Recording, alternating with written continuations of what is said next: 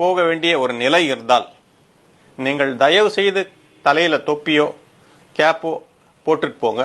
காலில் கண்டிப்பாக செருப்பு போட்டிருக்கணும். குடை எடுத்துக்கொண்டு போகிறது ரொம்ப ரொம்ப நல்லது. இந்த குடையின் போது நான் ஒன்று சொல்ல வேண்டிய வருது. நம்ம ட்ரெடிஷ்னலாக நம்மளுடைய குடைகள்லாம் கருப்பு குடையாக இருக்கும்.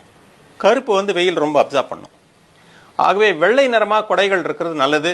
நம்ம எப்படி மஞ்சள் பையை நம்ம பாப்புலரைஸ் பண்ணமோ அது மாதிரி வெள்ளை குடை நம்ம பாப்புலரைஸ் பண்ணணும்.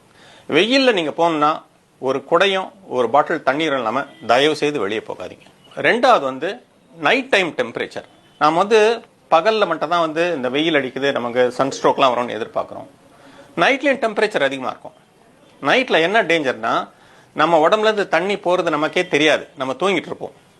So night time heat effects அதிகம், எஸ்பெஷலி ப்ரெக்னென்ட் உமனுக்கு. ஆகவே நைட்டில் தயவு செய்து நிறைய தண்ணி குடிச்சிட்டு தூங்குங்க. நடு இரவில் நீங்கள் எந்திரிச்சிங்கன்னா தயவு செய்து மறுபடியும் தண்ணி குடிச்சிட்டு தூங்குங்க. வீட்டில் இருக்கிற எல்லாருக்கும் இதை அலர்ட் பண்ணுங்க. இது ரெண்டாவது. மூன்றாவது, கூடிய வரைக்கும் தாகம் எடுக்கும்போது நீர், மோரோ அல்லது பழையதோ குடிக்கலாம்.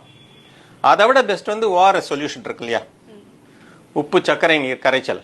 அந்த ஓஆர்எஸ் பாக்கெட் தண்ணியில் கலந்து குடிச்சிங்கன்னா உடலுக்கு தேவையான எல்லா உப்பு சத்தம் கிடைச்சிடும். மோரில் எல்லாம் கிடைக்காது, பழைய கஞ்சியில் எல்லாமே கிடைக்காது. ஆனால் உப்பு சர்க்கரை கரைச்சலில் எல்லாமே கிடைக்கும். ஆகவே தயவுசெய்து உப்பு சர்க்கரை பாக்கெட் நிறைய வாங்கி வச்சுக்கோங்க. இப்போ எல்லா ஆரம்ப சுகாதார நிலையத்திலையும் தர்றாங்க, கார்பரேஷன் டிஸ்பென்சரிலாம் கூட தராங்க. தயவுசெய்து அதை வாங்கி வச்சுக்கோங்க. வெளியே போகும்போது ஒரு டம்ளரில் கலந்து குடிச்சிருங்க. வீட்டுக்கு வந்த பிறகு ஒரு டம்ளர் குடிச்சிருங்க. உங்களுக்கு இந்த ஹீட் ஸ்ட்ரோக் வராமல் நம்ம பாதுகாத்து கொள்ளலாம். இதையும் மீறி உங்களுக்கு ஹீட் ஸ்ட்ரோக் வந்தால் என்ன பண்ணுறது? ஹீட் ஸ்ட்ரோக்னுடைய மெயின் இண்டிகேஷன் ஃபர்ஸ்ட் அவங்க இரிட்டபிளாக இருப்பாங்க. ரெண்டாவது, கால் கை இழுக்குதுன்னு சொல்லுவாங்க. அதை தொட்டு பார்த்தீங்கன்னா கல் மாதிரி இருக்கும் பசில்ஸ்லாம். மூணாவது, அவங்க மென்டல் கன்ஃபியூஷன் இருப்பாங்க. நீங்கள் தொட்டிங்கன்னா சூடாக இருப்பாங்க. அவங்களுக்கு ரெண்டு நடக்கலாம். ஒன்று எக்ஸஸாக ஸ்வெட் பண்ணுவாங்க, ரெண்டாவது ஸ்வெட்டே இருக்காது. ரெண்டுமே ஹீட் ஸ்ட்ரோக்கான அறிகுறி. ஃபஸ்ட்டு நீங்கள் செய்ய வேண்டியது அவங்கள ஒரு நல்ல சாதாரண தண்ணி அவங்க உடம்புல ஊற்றிடுங்க, அல்லது ஈர துணி வச்சு தொடங்க. நெக்ஸ்ட் அவங்களுக்கு தண்ணி குடிக்க கொடுங்க. முக்கியமாக உப்பு சர்க்கரை கரைசல் நீரை குடிக்க கொடுங்க. அதுக்கப்புறம் நியரஸ்ட் ஹாஸ்பிட்டலுக்கு எடுத்துட்டு போங்க.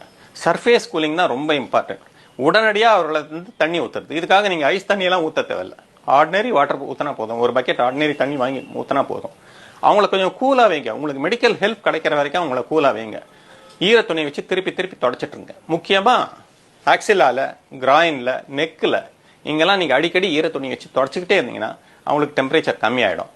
நீங்கள் நார்மலாக வீட்டில் இருக்கிற குழந்தைகள், பெரியவர்களுக்கெல்லாம் ஒரு நாளைக்கு 2.5 to 3 லிட்டர்ஸ் வரைக்கும் தண்ணி குடிக்கிற மாதிரி, அல்லது தண்ணி நான் சொன்ன மாதிரி மோர், பழைய கஞ்சி, உப்பு சர்க்கரை கரைச்சல் இதெல்லாம் குடிக்க